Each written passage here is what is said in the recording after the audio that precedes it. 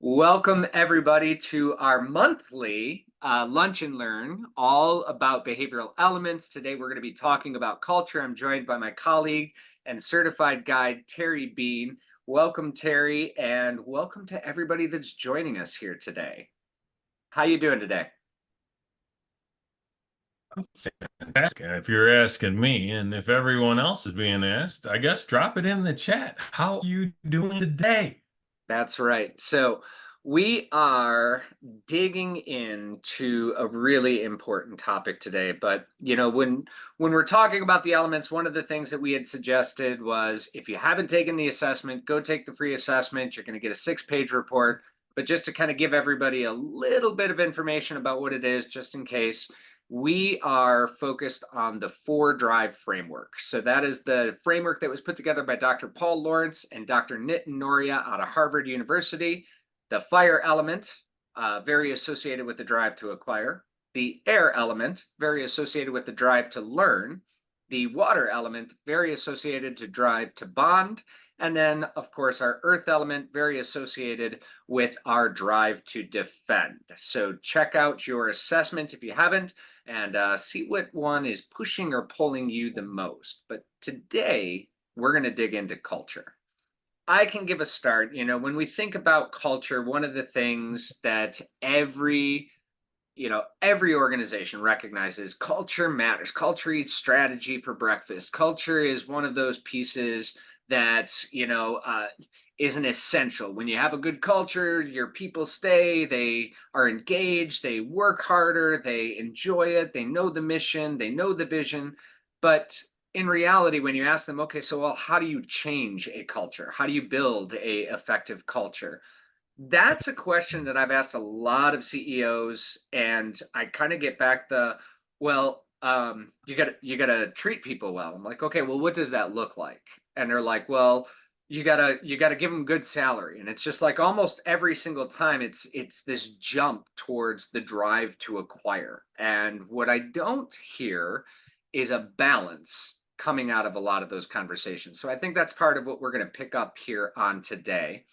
But one of the things that I like to say about culture, and this is part of the philosophy of the behavioral elements program, culture, the macro level culture of an organization, can be very simply defined as the sum of all of the micro behaviors at every level of the organization. It is not just the behaviors of the CEO, it is not just the behaviors of the managers. It is literally all about every behavior that you see in an organization. You take those, you sum those together, and boom, you have an organizational culture. Those behaviors can cross a wide variety of different attributes. You can see positive and pro-social behaviors where people are supporting each other or that they're engaging in team discussions, they're brainstorming, they feel psychologically safe. They can be very negative, where conflict is coming and avoidance or inability to share feedback or ownership. Any of those things can really tank and or cause a culture to really thrive. Terry, how we doing? Are we back? You tell me, man. I am hearing me You fantastically the whole are time. you are beautiful now. That sounded really good. There we Oh, go. All right. all So right. I've given my little spiel on culture. Let's go with you. Where were you going, sir? So I was talking a little bit about the same thing you mentioned about the behaviors, but it's kind of that amalgamation of all the people, how they show up, how they perform, and most importantly, how they interact and relate with one another. And, as long as they're tied to a specific mission or vision and you feel like everybody's rowing in the same direction, and people are kind of rewarded for what they bring to the table, and maybe recognized is a better word than rewarded, you're feeling like you have a decent culture. It's the absence of some of that interactivity. It's that absence of when people actually get along and care about each other in the mission that you start to feel a sense of, gosh, our culture is a little goofy. And I conducted a poll the other day on LinkedIn asking how people felt about their culture. And 50% of the respondents said it's the best culture ever. And 12% of the respondents said, I'm not even sure if we have a culture. Mm. And another 37% said our culture is trash. And Oh. not trash wasn't the right word, but I think it was very bad, We very got some bad. work to do. Yeah, we got it. There's an improvement opportunity here.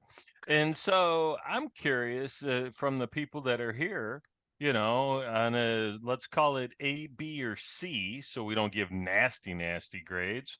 How do you rank your culture? Is it an A? You're super happy with it? Is it a C, needs some improvement? Or is it just kind of there? So A, B, and C as a comment would be really interesting to take a look at. And let's do that, shall we? Oh, Awesome. look, it's the alphabet right there. ABC, the first three respondents. That's Oh, right. got an F minus. I'm sorry. I'm not going to name your name, but you know who you are. That's Went right. from a C to an A. Good for you, Patricia. Good Love for that, you. Patricia. It's You know, amazing. when we think about it too, is and here's the interesting thing for the 12% that say, I'm not sure that we have a culture. When I hear that, it tells me that there is a culture. It's just one of those things that's operating in the background. There's not attention really being paid to it. And it's more of a culture. And I want you to take this. So, for the audience, it's a culture of tolerance. What we tolerate, we normalize, which means those things that are going on in the background is tolerated. It's not neither pushed in one direction or self corrected or culturally corrected, which means the culture that you have is the culture that you're getting and the culture that you deserve. So, culture, creating a culture requires a lot of intentionality. It requires strategy, it requires buy in, it requires connection. I think that was the kind of big thing that I heard you talking about, Terry, is that sort of sense of connection that we have to each other, to the mission, to the vision, to the plan, to the goals, and how well people uh, can show up to that environment on a daily basis really depends on how connected they feel to that culture and to the people around them. Would you agree with that? I agree with the connection part wholeheartedly, and especially to the each other and the mission and the work they're doing. But I think you said it best when you said intentionality. Without actively working on culture, being aware that one exists whether you want it to or not, means that you're not going to pay enough attention to building the culture you want. And so it's interesting to me to see how many different types of culture there are, right? And it makes some sense based on how many different types of people there are. And again, it's an amalgamation of the people inside of the building. Companies don't have culture inherently, people inside of them bring that culture. Right. So it's how is that led? How is it structured? And equally important, how is it supported and again recognized? So let's dive into behavioral elements and kind of get an idea of some of the ways in which we frame culture. And audience, we want you to engage. We want you to share your stories. We want you to ask those questions. If there's something out there burning, or if there's something that's on your mind, and say, hey, how do I address this? Or what is something that would be valuable to push this in this direction? We'll get to some of those, but we want to make sure that you have that space to ask us any questions, and we'll be happy to provide you possibly good and possibly out there air answers as we sort of walk around the issue. So we will do that together. But Terry, when you think about one of the things that you posted on LinkedIn was and I really honestly I giggled when I saw the comment about you spending a lot of time when you spent a lot of time sharing your story, the GM story, uh, to your spouse. What was it that really kind of resonated with that with you? And to give a little background, go ahead and bring the team here that's with us today in on a little bit about that story and what pulled out for you. Yeah, absolutely. Jay had mentioned that the four drive framework comes from a book called Driven. And so over the weekend, I said, all right, I'm going to crank through this 12 hours of this audio book because I'm curious as to what drives Jay and behavioral elements. And they told this story in chapter 12 about the dominance, well, the uprising, the 3 or 4 decades of dominance that GM experienced, and then the colossal crash in the late 80s and 90s as they fell very far behind the Japanese. And they talked about it from the forward drive perspective. And they looked at it with the idea that, if you're in the early days of an organization, when you have to be nimble and you have to be innovative, you can let the air out. People can actually create, feel like they're part of the team and making a difference. Well, once you get to a place where you're systemized and everything's kind of an assembly line, now all of those creative people are forced to do one task repetitively all day long, and it sucked the air out. So that was really interesting. We can talk a little bit about the drive to defend that earth element and in the quality side of things. When you start worrying only about shareholders and making sure that your profit remains twice as high as every other manufacturing industry, you're going to cut some corners. You're going to not deal with your suppliers as well. You're going to take some shortcuts, and all of a sudden, the overall quality of the automobile goes down.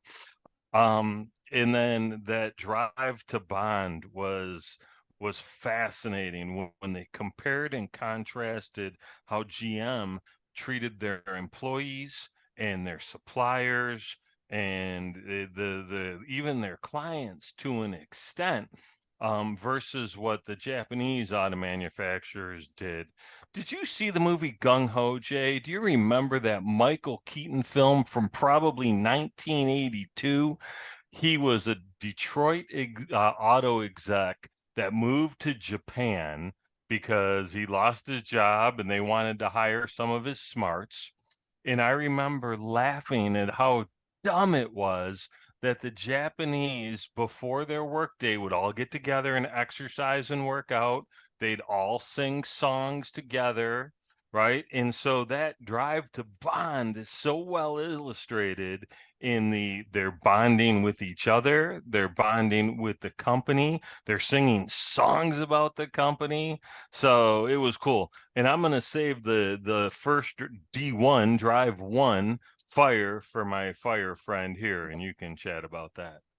Well, I haven't seen the movie, but it's interesting because it did pop into my brain, American Express. And one of the things they do when they have like their annual meetings, their CEOs and executives are up on stage, they're dancing together, they're playing exciting music, people are silly, they're having fun.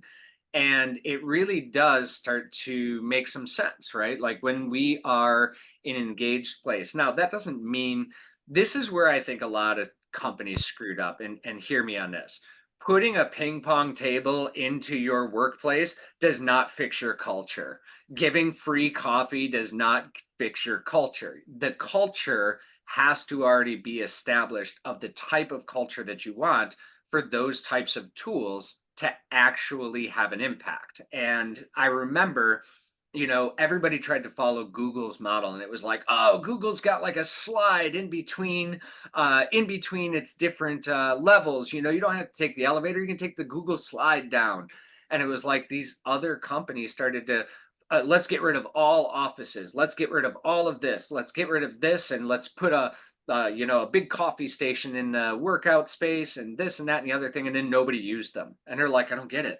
We did all the things that Google did. Why didn't that actually change the culture? Because the culture was about the people. Google put into place things that just facilitated further connection and bigger connection, but the connection was already there.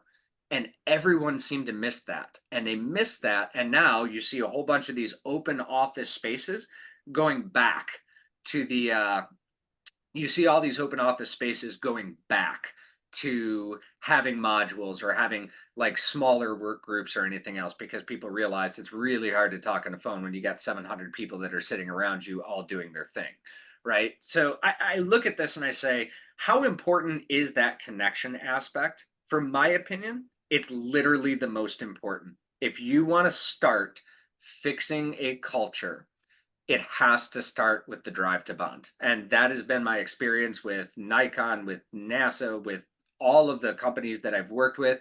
It 100% has to start with the connection before you get to anything else. Would you agree with that, Terry? What's been your experience? It is, right? And it's that ability to create that trust, that support, right? That I'm going to actually listen to you with the intent of understanding, not just to speak or play gotcha, right? So those things really drive culture. And your Google example is so spot on, right? Just because, the cupboard's filled with snacks doesn't make it a good culture. And Elizabeth, I want Jay to answer this question. I have or statement. I have thoughts on it, but I'm curious to hear what the master has to say about culture having to come from the top down. Here's where I would nuance that a little bit. The top has to walk the talk. They can't just put something out there and say, this is the culture, this is what it is, because at the end of the day, I've watched that fail. When let's go back to we're going to even say pre-Alan Mulally Ford Motor Company, where it was the directives of this is our culture, this is our culture, this is our culture. And Ford continued to struggle. Alan Mulally actually came in, and one of the things that he did was the One Ford. And he created these sort of five things from a collaborative standpoint with all of the people and said, what really matters to you? What is important to you? How do you show up? What values do you have? And then these things had come through. The reason that the previous had failed was because it was a top down directive. But I will say this, if the leadership is not living it, is not leading it, is not walking the talk, that culture or those cultural imperatives are doomed to failure. So I would say I agree with Elizabeth that it has to be behaved by the leadership, but I don't know that the leadership can enforce a culture without having the buy-in of some of the people that are working there or the trust of the people working there. And I think that that comes through the connection. So that's really where I would. Okay, so I see Elizabeth agreed with that. Terry, what's your take on this as well? Yeah, yeah. So I have a client that is a high, like almost a nine error. And, and according to him, the culture is great. According to the rest of his leadership team, the culture needs work, right? And he's doing his best to communicate it. But one of the challenges with air folk is we are abstract thinkers. So what is clear as a bell to us may sound like garbly gook to others.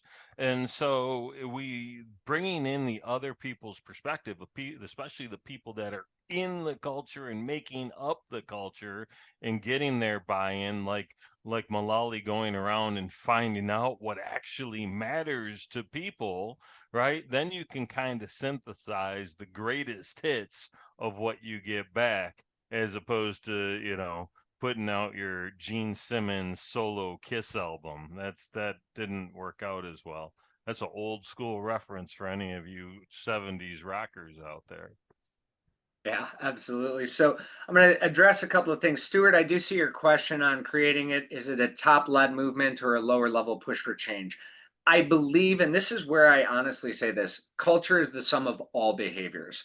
I think it's got to be synonymous. I think it really does have to be like, hey, we're going to orchestrate that. Now, where that begins or where that starts, realistically, and here's an incredible study. So there was a group of researchers, and what they were trying to do was understand, can one person really affect team performance? So what they did was they took a researcher and they put them into a group of random people that were assigned to do some tasks. And in half of the cases, that researcher, their job was to basically be a negative Nancy, a negative Nathan, a downer, disruptive, and everything else. And across that, this research was actually really well documented and discussed in Daniel Coyle's The Culture Code, just in case anybody wanted to look at that. But one of the interesting things was that researcher caused the team to fail in 99% of the experiments that they ended up running. But there was one where it did not work. And it was so interesting because in that one, they really went back, they looked at the research and they were like, well, how did this team seem to overcome all of the challenges? And it's so cool that when they talked about it, there was one individual that was on that team that acted as a counterweight and a countermeasure to the person that was being disruptive. And every time that person that was being disruptive, this person kind of came in and was just like, awesome, Terry, thank you for that great contribution. How else might you be able to contribute? And like brought this positivity in, brought this redirection in, kept the team inspired and motivated. And that team was able to complete and accomplish all of the tasks. The researcher that was sent in to be disruptive, in their sort of like post interview, they said, I couldn't even be disruptive. Like I started to feel this like need to follow along. And this person was just dynamically, but he had built connection with those people. So when I look at this and I say, can one person shift a global powerhouse? You're talking about mass scale there, right? But can one person have a huge impact on a culture of a team, on a culture of a division? Absolutely. So again, it goes back to getting some of that buy-in. And there's a couple of really great questions that I'm seeing here. So Hillary, I'll address yours in a minute, but um, yeah, and I do agree, Kathleen. Alan did draw people into the culture and he reinforced it and he showed that he was living it, which had a huge impact. Terry, have you experienced it where you've had one person maybe really impact the mood of a team or the mood of an organization? And how did you see that play out? Yeah, so there's something about I posted this the other day. In fact, most people are like moss. We are drawn to the light, right? So people that are good at what they do, supportive, that care about you, will make you feel heard and understood, are going to challenge you a little bit, but ask the right questions and keep things moving forward. Those people are the ones that most of us want to work around all day long. The negative Nellies or the negative Neds or, Danny Downer or his sister Debbie, those people are kind of like they suck the air out of the room. So the idea of like, if behavior is a choice, and I think we agree that behavior is a choice, that means that we have the opportunity to choose how we're going to behave. And if we want to be positive Polly or Debbie Downer, right? Choose how you show up and then watch how differently people start to engage with you and how much that positively moves the needle on the organization as a whole. Yeah, no, and I agree with that. I want to take on Hillary's question here. How do you drive connection when employees don't respect each other? So I think you've actually kind of inspired me to say maybe the next conversation that we have is how do we manage our elements in conflict? Because that's kind of a little bit of what I see. And let's let's really break this down. I don't want to. We could spend hours on that question, and it's an incredible question. The first question that I would ask is why are the employees not respecting each other? And this is where I'm going with this. Is it a question of they're not respecting each other's character or is it not respecting each other's capabilities, right? Is it because one part of the team is maybe failing to produce the results or not doing the projects in the way that the other team thinks that they should be doing it? Is it divisional? Is it something like I have seen so many organizations where the sales team and the legal team are at diametrical odds with each other and constantly. Sales is like, you're being way too risk averse, Earth. And the Earth is saying, you're being such a crazy risk taker, fire, and we start to see some of that competition going in between there. So the first thing that I would look at is what is creating the conditions for the respect to be lost? Is it character, interpersonal conflict, or is it more of a capabilities or sort of like direction, right?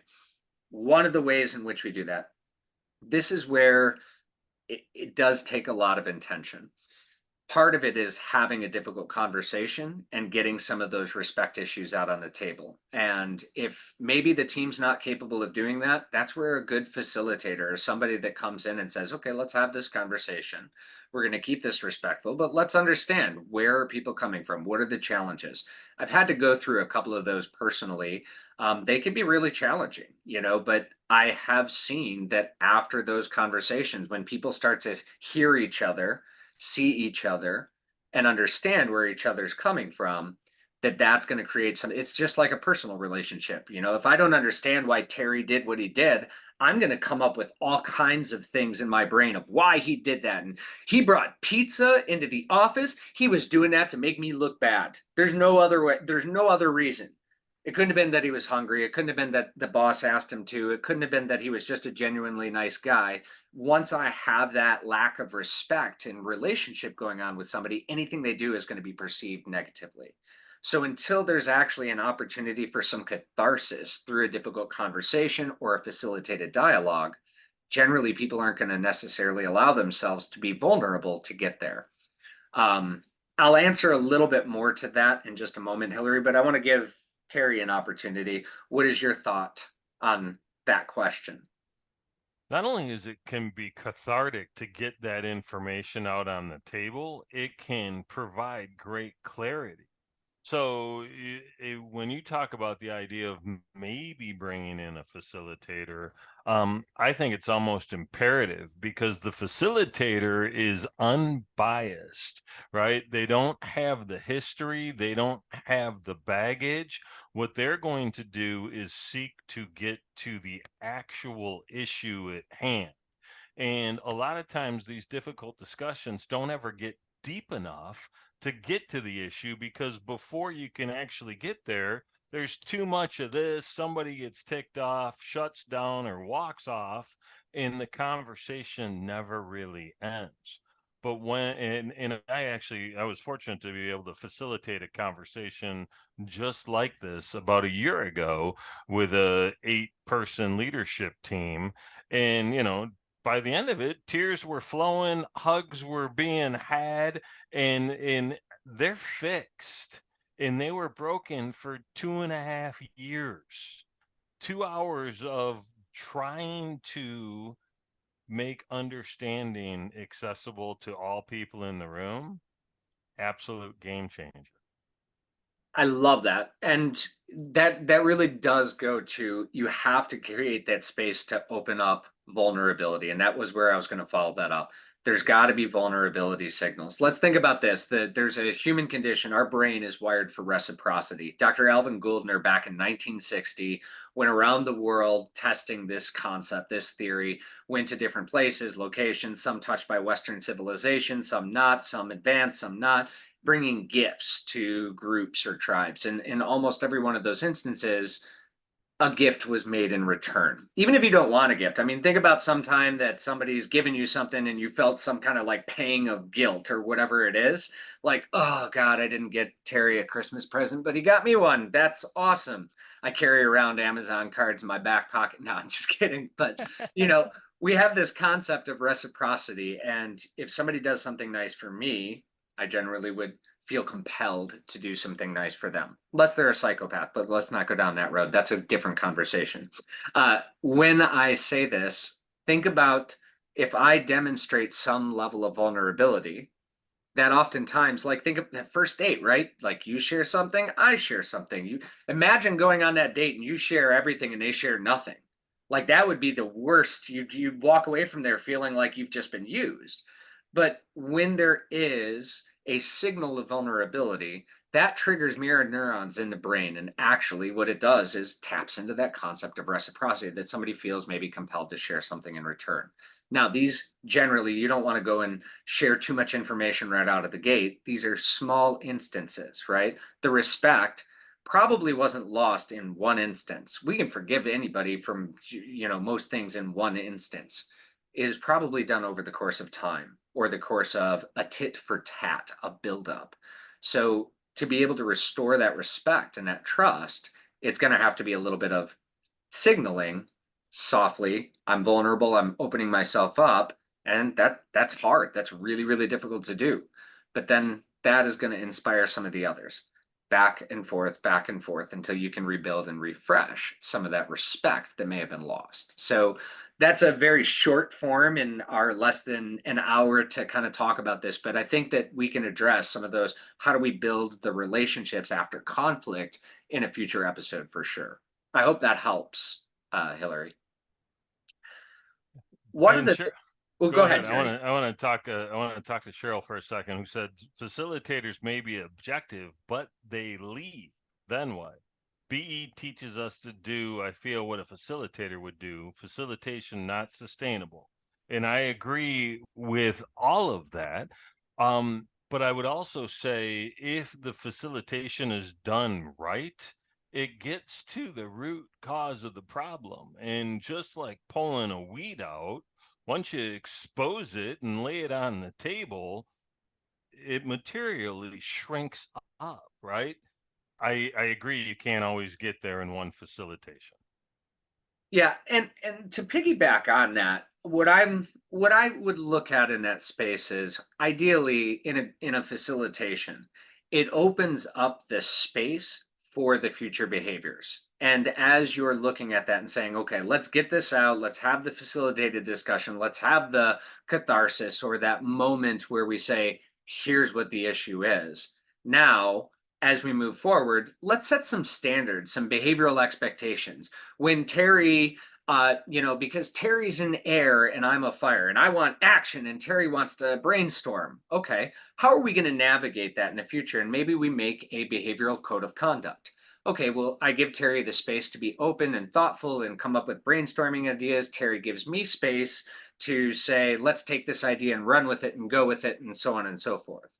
Right. And I think that's where Cheryl's saying that, BE really does. It gives us a framework of understanding. Let me give you an example of this from my personal. I am a fire and an air element. Part of the reason why Terry and I get along so he's like, I've got an idea. And I'm like, yes, let's do that. Let's go. And it's just fun, right? But I will tell you right now that some of my behavioral guides, one of them is his name's Jonah, and I'm giving him a call out so Stuart knows him. Jonah is very strong in the earth element. And at one point in time when we were at the conference, I looked at Jonah. I was like, I stress you out, don't I, Jonah? He goes, oh, yeah. And I just started laughing. I was like, well, what is it about it? Help me understand. And he's like, you'll jump from one thing to another. You'll do this, you'll do this, you'll do this, you'll do this. And I'm just like, okay, these are all great learning experiences for me. But when we look at the drives, oftentimes the things that is influential about the drives are at a diametrical opposition to some of the other drives. This is why we as humans experience cognitive dissonance, why I can simultaneously want that big piece of chocolate cake and shy away from that big piece of chocolate cake and then say, well, I could have a little piece of cake and then say, oh, well, actually, we have that dissonance in every one of our decisions. That's the drives at work. So when I think about how that essentially functions and thinking about culture, we've got to be able to find that balance where I'm not shutting down Terry's ideas. He's not slowing me down from trying to take action, where we're not stressing out that earth element who is looking for some systems or predictability or processes in place, where we're not stomping all over the water element who's trying to help everybody and essentially getting burned out because others are really, the culture is not conducive to them essentially drawing boundaries or something of that nature. Does that make sense? I hope that makes a little bit of sense from that angle. Terry, anything you want to add on that? I think that's an excellent point, right? And it becomes why it's important to actually care. There was a question earlier about whether culture is driven top down or if it's important, does it rise up? And in an ideal world, it's yes, it's both, right? You've got to have people that are the responsible parties for maintaining the culture up top, as Jay said, walking the walk, but you have to have the people involved underneath that are living the culture. They've got to be engaged too. And the best way to do that is to strive to meet each of their individual needs. and formulate, as Jay stated, some kind of harmonious way that, this is the rules of engagement. I'm not going to drive you totally nuts, just a little, and you're not gonna like burn me out, but just a little. Like, my singed all my hair off. I had this gorgeous head of hair. And that's really where I think behavioral elements helps us get a better understanding. Let's think about a couple of, scenarios. Imagine you work for a company that, they give you lots of space to think and grow and learn. They give you a lot of opportunity to connect with others, and they guarantee that your job's going to be there. All of that's great. Except what if they're only paying minimum wage and that's really not helping you meet your bills? That's not going to be a company that you're going to be able to, call that a satisfaction. Now, some people will give up a little bit of revenue or income in order to have a positive culture, but there's a point of no return there. Both have to be fulfilled. Let's think about a company that pays you an incredible sum of money. How long will you last when each day, just like in The Princess Bride, the boss comes in and says, "Great job today, Jay. I'll probably fire you tomorrow," or at least that's how you're feeling. You're probably going to have some stress going in that situation, even though you're being compensated the drive to acquire quite a bit. Or maybe you have stability and finance coming in, but every day, all you're doing is the same thing over and over and over again with no opportunity to see other people. You're isolated and no opportunity to grow or learn or advance. This is why when we look at culture from a behavioral element standpoint, it is about all four drives and how are we going to be able to essentially create the conditions that all four drives are being met. You have to have a good salary or some kind of compensation so people are acquiring. You have to have some stability and security so people can bring their authentic self. You have to have some connection and collaboration, drive to bond so that people don't feel isolated or alone or that they feel like they're connected to something bigger than themselves. And you have to have the drive to learn. We spend a third of our lives working, at least a third of our lives. Some of us more. I know that. But with that being said, we've got to have that opportunity to advance, develop, and grow because we are humans that seek some level of self actualization and mastery. So that's really where the four drives are coming into play. Terry, what are your thoughts on that?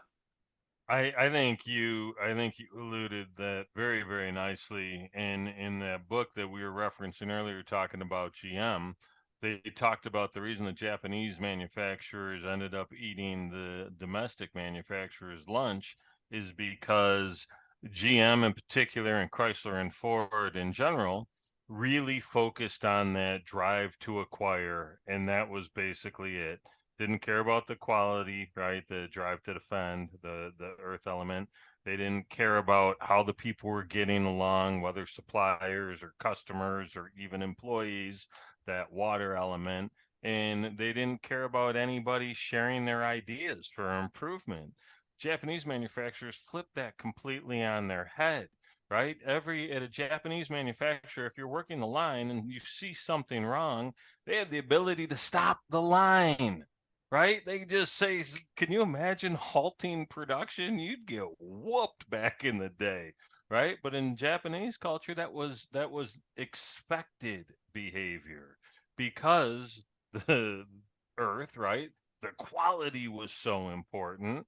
Air, the ability to have that autonomy to make decisions and not do just rote work was important. Bond, the ability to actually do something as part of that collective and that team, the water side. And then, the drive to acquire was always there, but it wasn't the only thing that was there. And so often, there's a lot of CEOs that are fire type people, right? They're fire people are the folks that want to win. They are the ones that are competitive. There's plenty of CEOs that are air folks that are very innovative. There are a few CEOs that are water folks that are really interested in that bond. And there are people that, in certain elements, are earth folks that are CEOs because they're so linear and productive and get stuff done. But, if we play to the strengths of each one of them, we're going to do a lot better off. I will be honest. I think one of the biggest things that I see, and when I'm being brought in to work on a culture or something, is somebody who's like, I don't understand. We do this, we give them this, we give them this, and it's all about this giving, giving, giving, giving, giving, drive to acquire. Whether that's a good benefits package, whether that's perks, whether that's this, that, and the other thing, extra time off and leave, those are all acquired resources, which is great, but it's one peg of the table. And that's where I start to look. So we think that everybody's just driven by money or, financial security or stability. And that seems almost intuitive. That's a very economist or economics perspective. But behavioral economics really takes a look at it and says, no, it's much more. People are not rational. Because here's an example of that rationality. Imagine you're in a scenario with another person, and I give you $10 in singles, okay? And you have a choice. You have to give some of this money to the other person. If they accept how much money you give them, you get to keep your share and they get to keep their share. If they say no, neither of you will get anything. This experiment has been done over and over and over again. Rational economics would say, I'm going to give them one and I'm going to keep nine because that's the most amount of money that I can make out of this deal. And, they should be happy because they're getting $1. That's $1 more than they had before this conversation. Why would any rational human being prefer to walk away without that dollar? But I know that you're thinking, or at least started to think in your mind, okay, well, how much would I have to give them in order for that? Would I make it fair, 50-50? Would I make it, I keep six and you get four, 7-3? But we'd be evaluating that fairness claim. That drive to defend is really kind of coming in, that justice drive. So it is really essential that we look for those places of balance. When I'm working with a culture, the first thing that I'm going to look at is what drive is not being satisfied. In my experience, the biggest drive not being satisfied is connection, is some level of connection. That's either connection between the employees and the managers, that's connection between the employees and sort of the overall organism. That could be connection between employees and employees, which is creating some level of conflict. And honestly, I think it's partially some of the lowest hanging fruit to make fast cultural changes. So I want to address a couple of questions. Terry, I'm going to let you field this one first. The question from Linda is, how do you build and maintain a positive culture when so many employees work remotely? And I think this taps directly into some of what we're saying is remote work ends up feeling like we're disconnected or like we're off on our own in our own little island. So do you want to field that, see what that looks like? The challenge with remote work is you don't see the people, they don't live and breathe. It's almost like doing this as a Zoom call as opposed to if we were all in a room together. Energy is palpable and it's really hard to feel transmitted across the interwebs. So it does take a little bit more time. It does take a little more focus, right? And to Jay's earlier point, you have to really understand what drives each of those remote teams and the individuals that make them up. So I like the idea of getting people involved in things that aren't just work, right? Allowing them to bond over things that are of mutual interest, right? And there's so many things that we have as common interests, whether it's music or books we're reading or food we like to eat. There's ways to actually do that and bring that into the forefront. But in some ways, it's as simple as just having the conversation, asking about these things, letting people learn about each other, find out how similar they really are to one another. And what I've noted over years, we have a hard time disliking people that we see as or think are like us, right? And so just putting that out there allows people to start to bond. Yeah, I love that. I'm gonna hit that question, but I do want to acknowledge Elizabeth. You said something in your comment there. I'm a water, but as director, I feel like I've had to learn all of the elements and be them as well. Yes, I love that. Right? Behavior's a choice. We may have a particular pull or push or influence on our behaviors, but when we step back, for example, again, high fire, high air. I have a lot of waters and a lot of airs on my team. A lot of marketing ends up being our marketing division. A lot of marketing tends to be water and air. When I come in there fired up, ready to go, let's get this done, do this fast, get this, I stress them out. I know that when I come in, I have to go, good morning. How are we doing, team? How was your weekend? And how was your weekend? And how was your weekend? Now, for me, that didn't feel natural. Like I'd rather have somebody come in, Jay, I need this done today. Perfect. Gotcha, boss. On it. Right. And that would be me. But I'm not everybody. And we do have a wide variety of the ways that people show up to work. So knowing that, Elizabeth, is such a powerful thing. And I saw a comment from Cheryl saying the same. So awesome stuff on there. Kathleen, Let me they add do one. know how much money that you have and how much you keep versus them. That's the kind of key piece there. Go ahead, Terry. Let me add one thing to that. The different tasks that we do throughout the day actually require us to be different elements, right? When we're prospecting or doing some follow up or doing some disciplinary actions, those are going to be more fire related activities than we're sitting filling out spreadsheets or writing code or even punching our time card, right? Or when we're creating marketing pieces, that's going to have a whole different feel. So we do a lot of, shifting of who we are throughout the course of the day.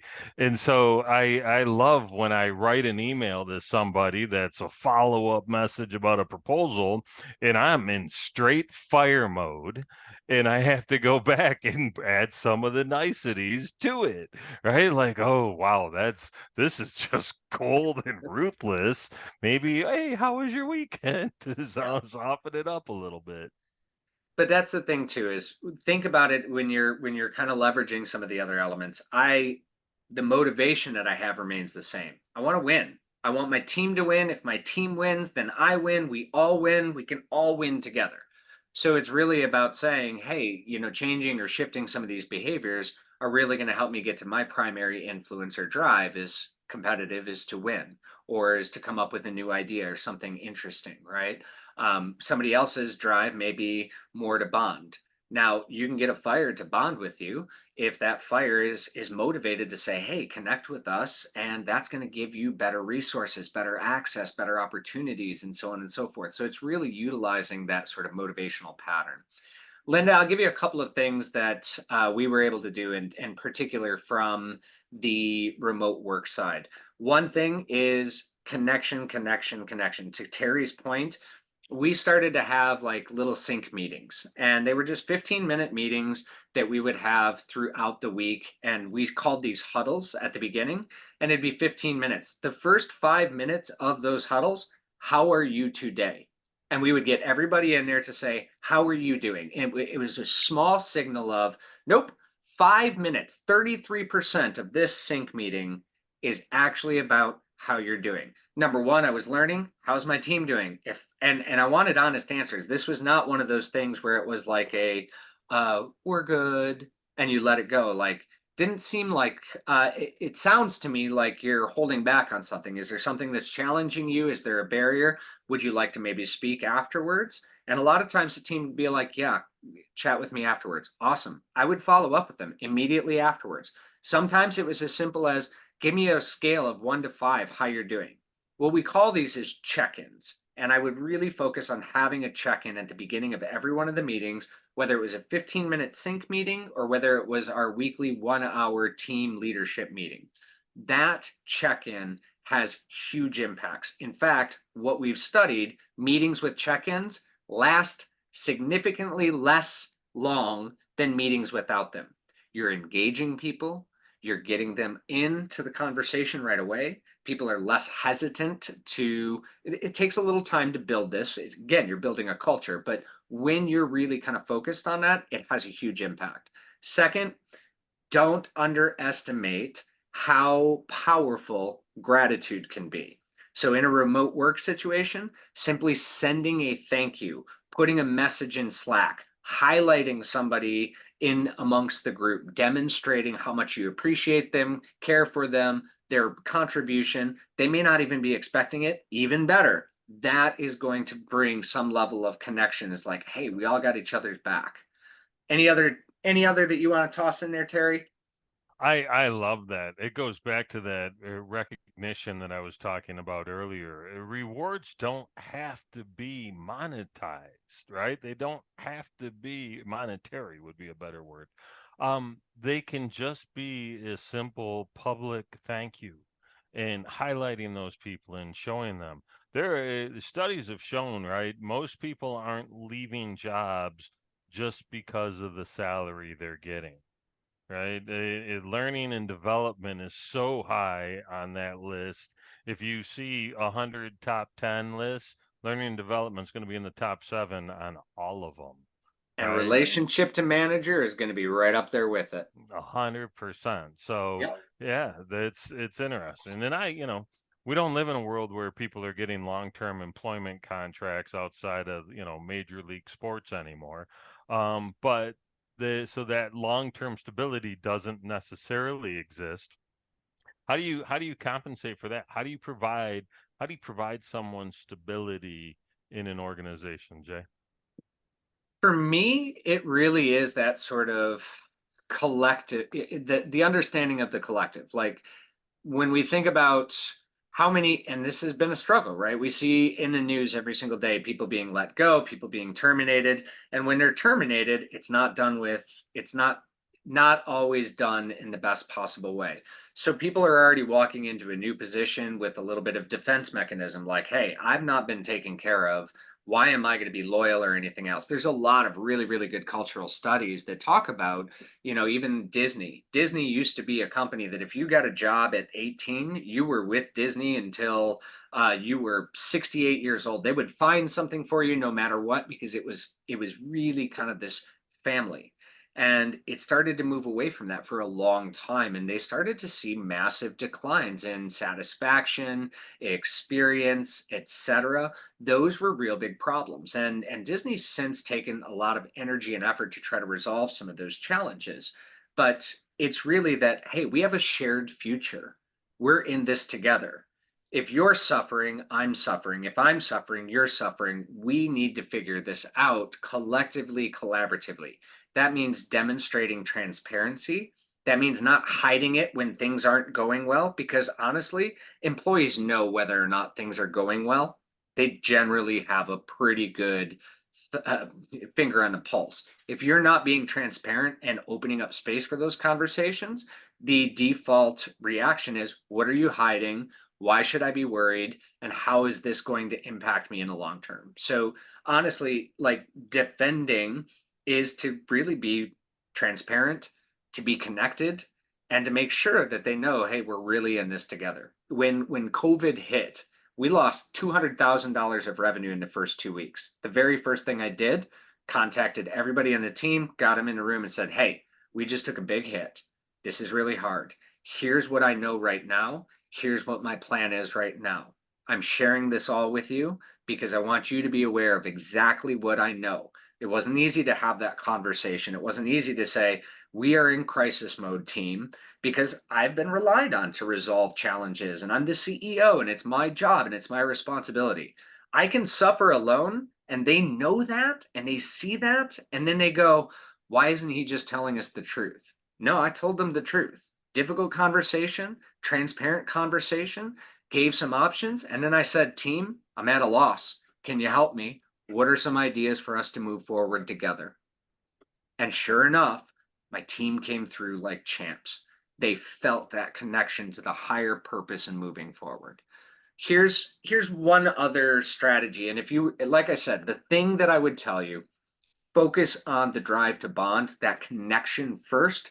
That is the fastest way to make a change. Here's one change that I offered, and we're getting close to our time, Terry. So I'm going to ask you, what is your one best tip out? Uh, if there are any other questions, by all means, share them, jump in there, toss them in the chat. I love these questions, team. This is amazing. Really, really great questions, and been very enjoyable to engage you on them.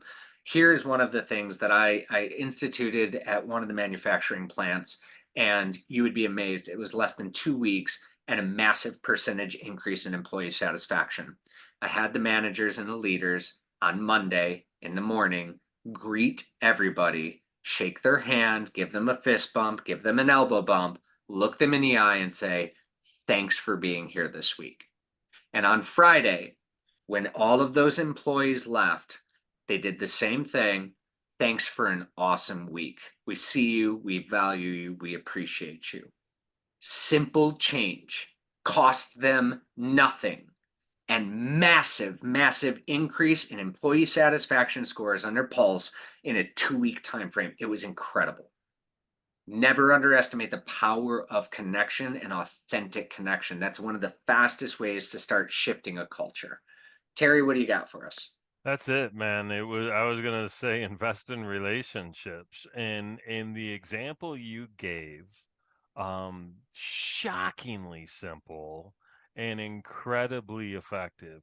And you think about the ease of implementation of standing there being nice to the people that, make you a bunch of money. It doesn't seem like that would be that difficult to pull off.